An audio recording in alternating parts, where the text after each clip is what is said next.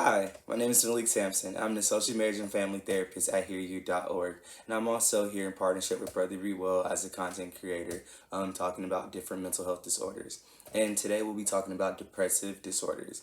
And when talking about depressive disorders, I want to put it out there that, again, these videos that are being made are not intended to be a substitute for therapy. They're not intended to give you a full look at the disorder, or is it intended to give you a treatment or a diagnosis of these disorders, but just to give you a little insight and information so you can have some go-to mental health side notes.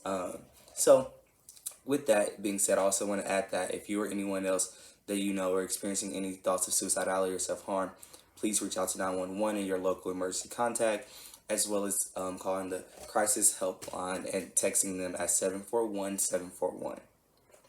And with that being said, I wanted to go ahead and just talk about depressive disorders and kind of talk about what type of, and depression in general, and some depression, the depressive disorders that also you've heard of before, but maybe wouldn't have tied to this.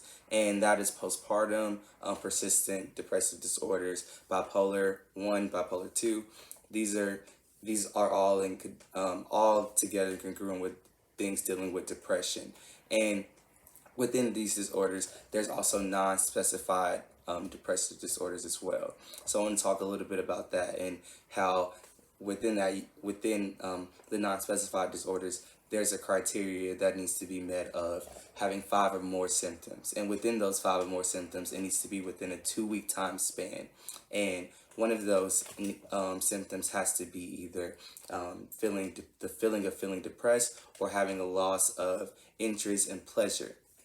And these are things to kind of look out for if you do feel like someone is experiencing this. It's if they have had a sudden lack of interest or pleasure, and also alongside other symptoms, and that amount of time that this is taking place. So just being knowledgeable of that is very helpful to spot certain signs.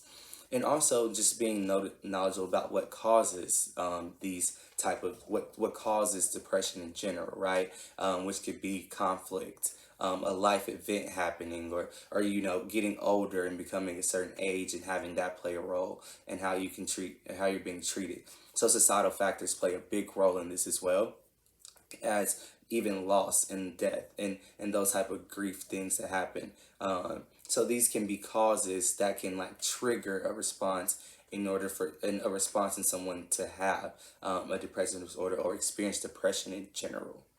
And I think it's really important to know about this because there's different types. So just knowing that, okay, what is depression in itself? What are some examples of depressive disorders, and also knowing the difference between this and major depressive disorder as well. So I really hope you enjoyed this brief information I was able to give you.